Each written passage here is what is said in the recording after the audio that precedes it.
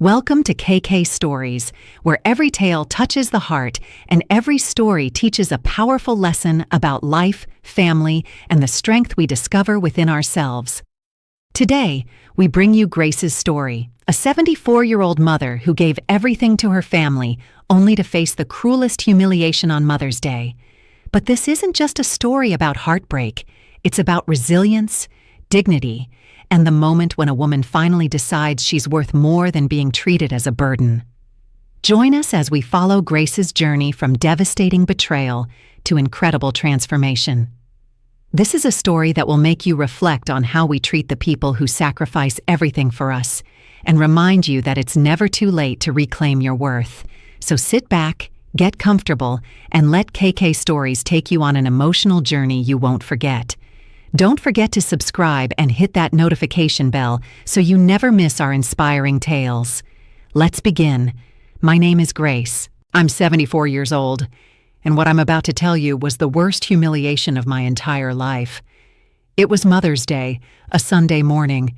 The sun was streaming through the living room windows when I arrived at my daughter Danielle's house to celebrate. I was wearing my favorite green dress, the one that always made me feel elegant. I had brought fresh flowers and sweet treats for my grandchildren. "Grandma Grace!" my grandchildren shouted, running toward me with open arms. Their warm hugs filled my heart with pure joy. For a moment, everything seemed absolutely perfect. But that moment wouldn't last long. Michael, my son-in-law, barely acknowledged me with a quick, dry nod. Danielle came out of the kitchen with a smile that somehow didn't reach her eyes. "Mom, so glad you made it," she said cheerfully. "We have a special surprise for you." I sat on the sofa, surrounded by my family. The grandchildren settled at my feet, their faces full of anticipation. That's when Danielle pulled a pink card from her purse and handed it to me. "It's from all of us, Mom. Read it out loud so everyone can hear." My hands trembled slightly with excitement as I opened the envelope. The card had little flower drawings the kids had made. How sweet, I thought. I started to read in a clear, excited voice. "Roses are red, violets are..." My voice cracked. The next words hit me like physical punches to my chest. "You're a heavy burden. No one wants you here. Your time has passed. It's time for you to go. Signed, your family who can't stand you anymore." The silence was deafening for 3 eternal seconds. Then Michael started to laugh. A cruel, mocking laugh that echoed through the room. Danielle covered her mouth, but I could see she was laughing too. Even the kids, not fully understanding what was happening, started to giggle because the adults were. "Did you see your face, Mom?" Danielle said between laughs. "You should have seen yourself." "Michael, did you get a picture?" My heart shattered into 1,000 pieces. Tears began to roll down my wrinkled cheeks. The card fell from my trembling hands to the floor. "It's just a joke, Mom," Danielle continued, but there wasn't an ounce of remorse in her voice. "Don't take it so seriously. You've always been so dramatic." Michael walked over and picked up the card from the floor. "Yeah, Grace, we were just playing around. But, you know..." He paused uncomfortably. "Lately, you've been a bit too present. Maybe you should consider other options." "Other options?" I asked, my voice breaking. "Well, you know," Danielle said, sitting in front of me. "There are some really good senior living communities for people your age, places where you can be with people like you. You'd be more comfortable there." The words senior living rang in my head like a death sentence. My own children wanted to get rid of me like I was old, useless furniture. But I thought..." My voice was barely a whisper. "I thought I was coming to celebrate Mother's Day with you." "And you are, Mom," Michael interjected in a condescending tone. "It's just time to be realistic. You're not young anymore. You need special care, and we have our own lives." The grandchildren looked at me, confused. The oldest, barely 8 years old, came over and took my hand. "Grandma, why are you crying?" Before I could answer, Danielle pulled him away. "Come here, son. Grandma's fine. She's just being sentimental." I sat there, feeling more alone than I had ever felt in my entire life. On the day that was supposed to celebrate my motherhood, My own daughter had publicly humiliated me, turning me into the family's cruel joke. I slowly got up, my legs shaking beneath me. I should just go. Okay, Mom. Danielle didn't even stand up to say goodbye. We'll call you later. I walked to the door with what dignity I had left, but inside, my world had completely fallen apart. That night, alone in my empty house, I cried until there were no more tears left. But something had changed deep inside me. The humiliation had awakened something that had been dormant for years. It was time for my family to learn the truth about who Grace really was. The next day, I blocked all of them from my phone. But first, I needed to remember how I had arrived at such a painful moment. I sat in my favorite armchair, the same one where I had nursed Danielle 45 years ago, and let the memories flow like a movie in my mind. It all started when I was just 29 years old. Danielle's father abandoned us when she was only 3 years old. One morning, he simply wasn't there. He left a note on the kitchen table. I can't do this life. I'm sorry. He didn't even say goodbye to his daughter. I remember that night, holding little Danielle as she cried, asking for her daddy over and over. Daddy had to go far away, my love, I whispered, promising myself that she would never go without anything, and I kept that promise. I worked double shifts at the textile mill for 15 long years. My hands were full of calluses from sewing uniforms late into the night. Every extra cent I earned, I saved for Danielle's education and future. When she was 17 and wanted to study nursing, I sold my mother's jewelry, the only valuable thing I owned. But when I saw the bright eyes of my daughter talking about her dream, I didn't hesitate for a single second. "Mommy, are you sure?" she asked me that day. "Completely sure, my love. Your education is the most important thing." During her 5 years of university, I worked weekends cleaning offices. I would come home with a wrecked back and swollen feet. But when I saw Danielle studying at the dining room table, surrounded by her textbooks, it was all worth it. The day of her graduation, I cried tears of pure pride. "We did it, Mommy," she said, hugging me tight. "This wouldn't have been possible without you." Those words meant everything to me. Later, she met Michael. At first, I genuinely liked him. He was polite, hardworking, and seemed to truly love her. When they decided to get married, I paid half of the wedding, $12,000 that I had saved for years, penny by penny. "Mom, this is too much," Danielle protested when I handed her the check. "Nonsense," I said, smiling through happy tears. "It's the most important day of your life. You deserve it." When they bought their first home, I gave them the down payment, $25,000. It was absolutely everything I had saved, but seeing them happy in their new home filled me with deep satisfaction. Then my beautiful grandchildren arrived, 2 precious little ones who became the light of my life.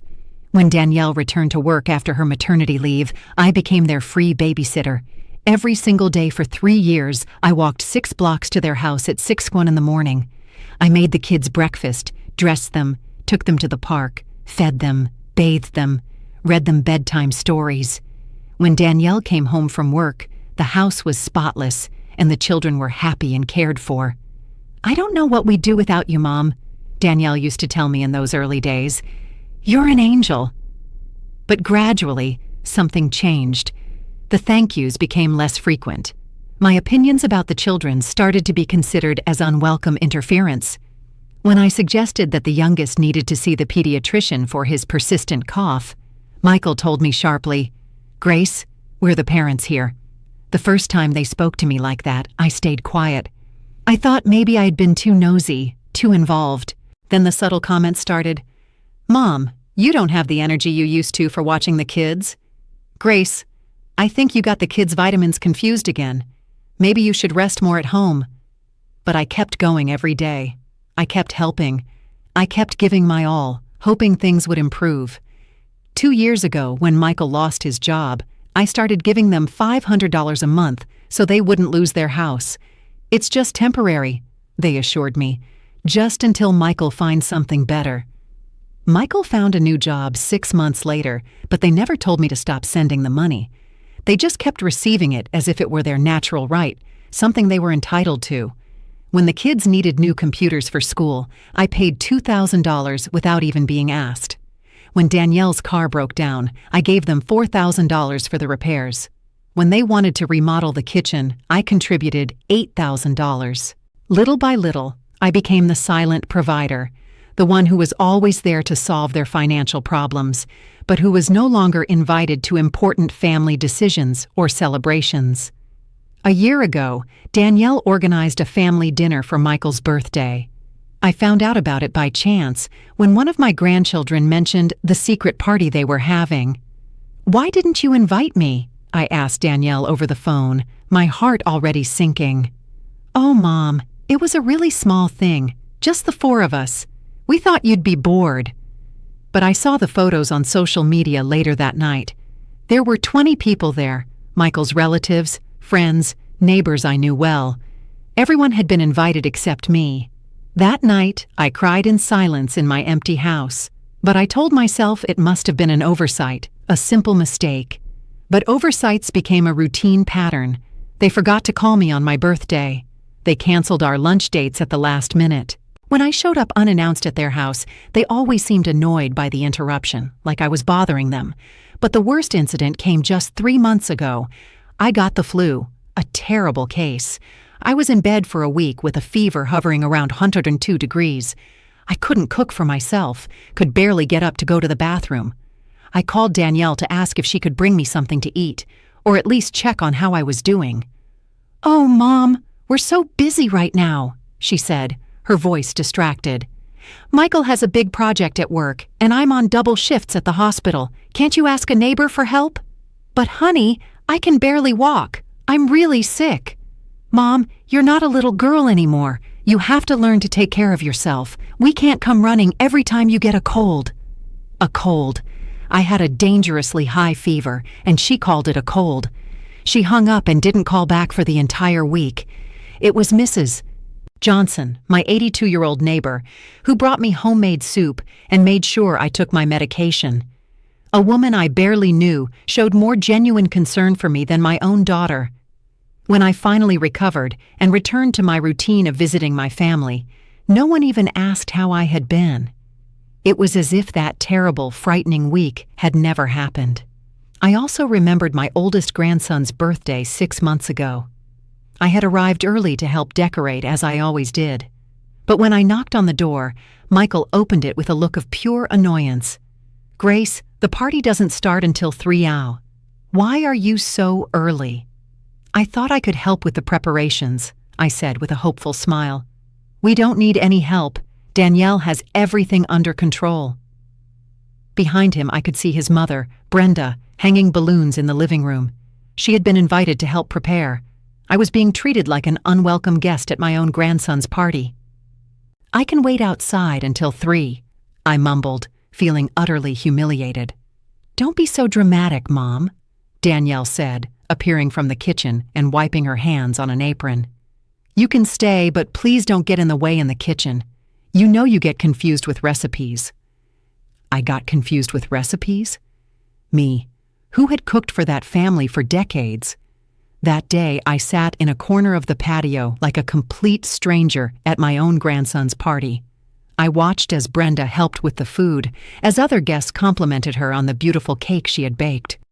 Meanwhile, I, who had paid for half the expenses of that party, was completely ignored, invisible. When it was time to sing Happy Birthday, I stayed in the back while everyone formed a tight circle around my grandson. No one noticed I wasn't included in the family photos. Later that night, my grandson came up to me as I was discreetly picking up some dirty plates. "Grandma, why were you so quiet today?" "I was just tired, my love," I lied, forcing a smile. "Grandma Brenda says you're too old for big parties." Those innocent words from my grandson cut through me like sharp knives. Brenda, who was only 3 years younger than me, was telling my own grandchildren that I was too old, too much of a burden. But even after all that humiliation, I kept giving them money. I kept helping. I kept hoping desperately that things would somehow get better. How foolish I had been. Then there was last Christmas. I had bought expensive, thoughtful gifts for everyone. A new bicycle for the oldest grandson, a tablet for the youngest, expensive French perfume for Danielle, and power tools Michael had mentioned wanting. I spent almost $3,000 on those presents. On Christmas Eve, I arrived with my hands full of beautifully wrapped packages. The kids ran to me, excited at first, but Danielle quickly called them over. "Kids, put Grandma's presents under the tree with the others. We'll open them all together tomorrow." My gifts got lost among the mountain of packages they had bought themselves. When it was time to open presents, no one even mentioned who had given what. The kids vaguely thanked everyone for their gifts, but there was no special acknowledgement. But the most painful part came afterward. I had also brought a special gift for Danielle, a pearl necklace that had belonged to my grandmother. It was an antique piece, genuinely valuable and full of precious family history. "Mom, it's really pretty," Danielle said without even trying it on. "But you know, I don't wear a lot of jewelry. Maybe you should save it for when the grandkids are older." She handed the box back to me without even opening the clasp to see the beautiful pearls up close.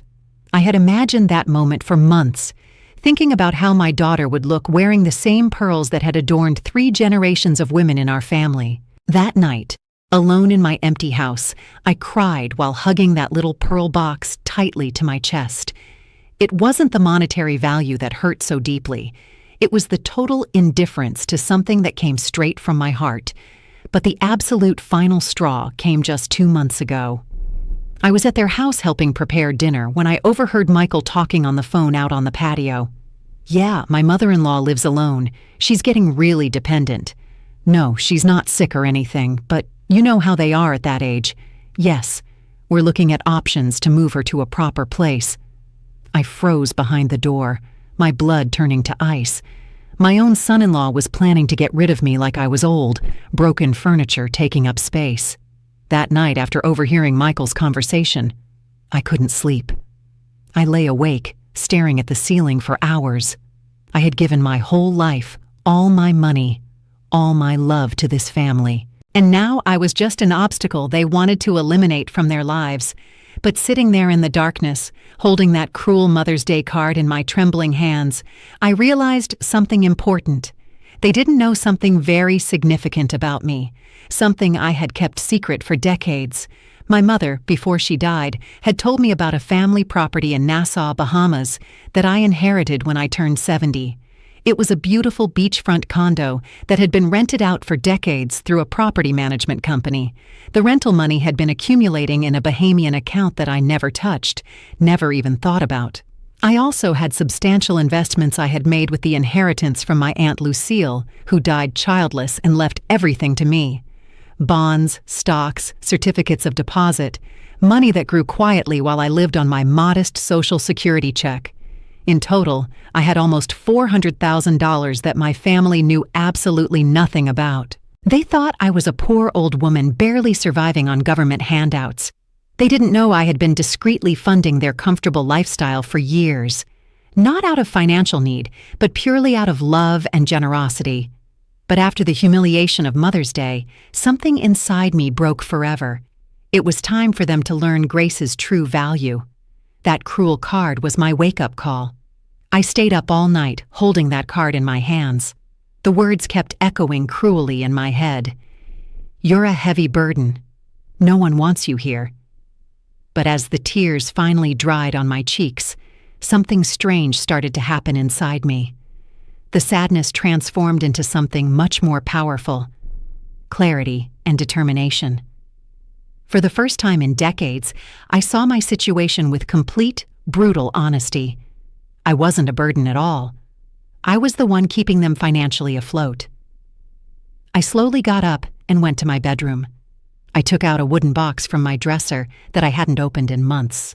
Inside were all my important documents: bank statements, property deeds, investment certificates. As I carefully looked through the papers, I did some mental calculations that actually took my breath away. In the last 5 years alone, I had given Danielle and Michael exactly $67,000. $67,000 that they received as if it were their natural right, their entitlement, while they treated me worse and worse with each passing month. Let me break it down. The down payment on their house, $25,000. The wedding, $12,000 monthly financial help for 2 years, $12,000. The kids' computers, $2,000. The car repair, $4,000. The kitchen remodel, $8,000, and hundreds of small expenses that added up to $4,000 more. Meanwhile, I was still living in the same modest house, wearing the same green dress on Sundays, walking to the grocery store to save money on gas. But that wasn't what hurt the most. What really broke my heart was remembering how their treatment of me had changed so dramatically over the years. Now, sitting with those bank documents spread out in front of me, I understood with painful clarity what my real place was in my family's life. I wasn't the beloved grandmother and mother. I was the emotional ATM. When they needed money, there was Grace. When they needed a free babysitter, there was Grace. When they needed someone to blame for their frustrations, there was Grace. But when Grace needed love, care, respect, or simply a phone call during a serious illness, Grace didn't exist. That night, I made the hardest decision of my entire life. It was Tuesday morning when I executed my plan. I had slept for only 3 hours, but for the first time in years, I felt completely awake, completely alive, completely determined. I got dressed in my most elegant gray suit, the one I had bought for Danielle's university graduation, but had barely worn since. I carefully applied my makeup and styled my hair into a sophisticated bun. I wanted to look like the powerful woman I really was, not the needy old lady they thought I was. First, I went to the bank. My financial advisor, Mr. Henderson, was surprised to see me so early. "Mrs. Grace, how can I help you today?" "I need to make several important changes to my accounts," I said in a firm, steady voice. Over the next 2 hours, I completely reorganized my entire financial life. I canceled all the automatic transfers to Danielle's accounts, every single one. I closed the joint savings account we had opened 3 years ago for family emergencies, which, of course, only they ever used. I transferred money from my investments to my main checking account, giving myself complete control. "Are you absolutely sure about these changes, ma'am?" Mr. Henderson asked, clearly worried. "These are very big, significant moves." "Completely sure," I replied without hesitation. "It's my money, and I can do whatever I want with it." Then I went to my lawyer's office. Mr. Franklin had handled my family's legal affairs for decades. "I need to completely change my will," I announced without any preamble. Mr. Franklin, an older gentleman who had known me since Danielle was a child, took off his glasses and looked at me with deep concern. "Grace, is everything okay? This is a very drastic change." "Everything is perfectly fine. For the first time in years, I see things with total clarity." I explained exactly what I wanted. Everything I had designated for Danielle and Michael would now go to a foundation for homeless and abandoned seniors, people who truly needed help. I also established a trust fund for my grandchildren that they could only access when they turned 25, and only if they maintained genuine, authentic contact with me over the years. Not out of obligation or manipulation, but because they truly wanted a relationship with their grandmother. "Grace, don't you think you should think about this for a few more days?" Mr. Franklin asked gently. "These decisions are irreversible." I looked him straight in the eye. "I've had 74 years to think about it, Mr. Franklin, and the last 5 years have taught me everything I needed to know." I signed the documents with a completely steady hand. There was no shaking, no doubt, no second-guessing. My next stop was the travel agency. I had researched my property in Nassau all through the previous night. It was a beautiful 3-bedroom condo in an upscale neighborhood right on the beach. It had been rented for years by a professional property management company, generating steady income that had been accumulating in a Bahamian account I had never even touched. "I want to fly to Nassau this Friday," I told the enthusiastic travel agent. "Is it a tourist trip, ma'am?" I smiled for the first time in days. "No, it's a liberation trip." I bought a first-class ticket. If I was going to start my new life, I would do it in style, with dignity and self-respect. But before I left, I had to do one more crucial thing. I had to write the letters. I got home at noon and sat down at my desk. I took out elegant letterhead I had bought years ago but never used. It was time to explain to my family exactly what had happened and why. The first letter was for Danielle. I wrote, My dearest daughter, by the time you read this letter, I will be on my way to Nassau, where I will be living in the property I inherited from my family, a property you didn't even know existed. I have made the decision to cut off all financial support I have been giving you for the past several years. The $500 monthly payments you received have been permanently canceled. The joint account you used for emergencies has been closed. The automatic transfers stopped. Don't take this as punishment, but as a lesson in independence that I should have taught you a long time ago. For decades, I gave you everything I had, my time, my money, my energy, my unconditional love. But at some point, you decided that I was a burden instead of a blessing. The Mother's Day card was simply the last straw that broke my heart completely. But the problem started much, much earlier, when you stopped seeing me as your mother and started seeing me as your personal maid and private bank. I have changed my will entirely. My inheritance will now be donated to people who truly value generosity and family love, to abandoned seniors who need help.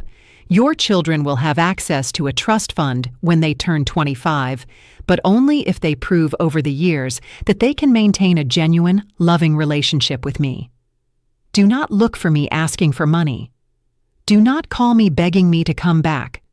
Do not send the grandchildren to emotionally manipulate me. If you really want to get your mother back, you're going to have to prove that you value me for who I am, not for what I can give you materially. Your mother, who has finally learned to value herself, Grace. The second letter was for Michael. Michael, I never saw you as just my son-in-law. I accepted you as the son I never had.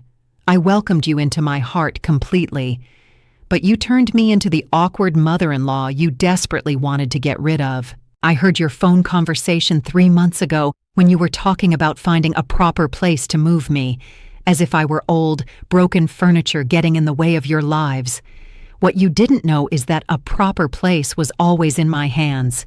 I have a property in Nassau, investments that generate more money annually than you make in a year, and the financial freedom to live wherever and however I choose. For years, I quietly funded your comfortable lifestyle. I paid for repairs, helped with expenses, covered emergencies without complaint. I did it out of love, not obligation, but you interpreted my generosity as weakness. You saw my availability as dependency. You mistook my love as an annoyance. Now you will have to stand on your own 2 feet without Grace's safety net. I am not your ATM. I am not your backup plan. I am not your burden. I am a woman with dignity, resources, and finally, self-respect. Grace. After I finished writing the letters, I carefully placed them in envelopes and left them on my coffee table, positioned where they would easily be discovered. Then I sat in my living room for a long moment, and I smiled. It had taken me 74 long years, but I had finally learned the most important lesson of my entire life. You teach people how to treat you by what you are willing to accept. For decades, I accepted crumbs of love and respect because I was terrified of being alone. But it turns out that being alone was infinitely better than being with people who didn't respect me, who didn't value me, who saw me only as a resource to exploit. And now that I had learned that powerful lesson, I realized something beautiful. I wasn't really alone at all. I was free. Friday morning arrived. I woke up at dawn, feeling a mixture of nervousness and excitement I hadn't experienced in decades. I packed my suitcase carefully, not too much, just the essentials. I was leaving behind the old Grace, the one who lived to please others at the expense of herself. My phone had been ringing non-stop since Wednesday afternoon when Danielle discovered my letters. I hadn't answered a single call. There were dozens of text messages. Mom, what are you talking about? This is ridiculous. Call me immediately. You can't just leave like this. What about the kids? We need to talk about this. And finally, the one that confirmed everything I already knew. Mom, how are we supposed to pay the mortgage this month? Not, we're sorry. Not, we love you. Not, we treated you terribly. Just, how are we supposed to pay the mortgage? I turned off my phone and placed it in my purse. The taxi arrived at 8 a.m. sharp. As we drove away from my house, I didn't look back. Not once. At the airport, I checked in for my first-class flight. The attendant smiled warmly at me. "Traveling somewhere special, ma'am?" "Yes," I said, returning her smile. "I'm going home." As the plane lifted off the ground, I looked out the window at the city disappearing below me. Somewhere down there was my daughter, my son-in-law, my grandchildren, probably panicking about their financial situation, probably angry at me, probably calling me selfish. But for the first time in my life, I didn't care what they thought. I had spent 74 years caring. I had spent 74 years sacrificing. I had spent 74 years putting everyone else first. Now it was finally time for grace. When I arrived in Nassau, the warm Caribbean air wrapped around me like a welcoming embrace. The property manager was waiting for me at the airport with a bright smile. "Mrs. Grace, welcome home." Home. What a beautiful word. The drive to my condo took my breath away. Crystal clear turquoise waters, white sandy beaches, palm trees swaying in the gentle breeze. It was paradise, and it was mine. The condo was absolutely stunning. 3 spacious bedrooms, floor-to-ceiling windows overlooking the ocean, a large balcony, perfect for morning coffee and evening sunsets. This was the life I could have been living all along if I hadn't been too busy funding someone else's dreams. That first night, I stood on my balcony, listening to the waves crash against the shore. I thought about Danielle and Michael, probably still trying to figure out how to manage without my money. I thought about my grandchildren, who I loved deeply, but who had been taught to see me as disposable. And I thought about myself, about the woman I had been, and the woman I was becoming. A single tear rolled down my cheek, but it wasn't a tear of sadness. It was a tear of relief, of freedom, of finally choosing myself. My phone, which I had turned back on, buzzed with another message from Danielle. "Mom, please, we can talk about this. Just come home." I looked at that message for a long time. Then I typed my response. "I am home, Danielle. For the first time in years, I'm finally home. When you're ready to love me for who I am, not for what I can give you, you know where to find me. Until then, I'm living the life I deserve." I pressed send, then turned off my phone again.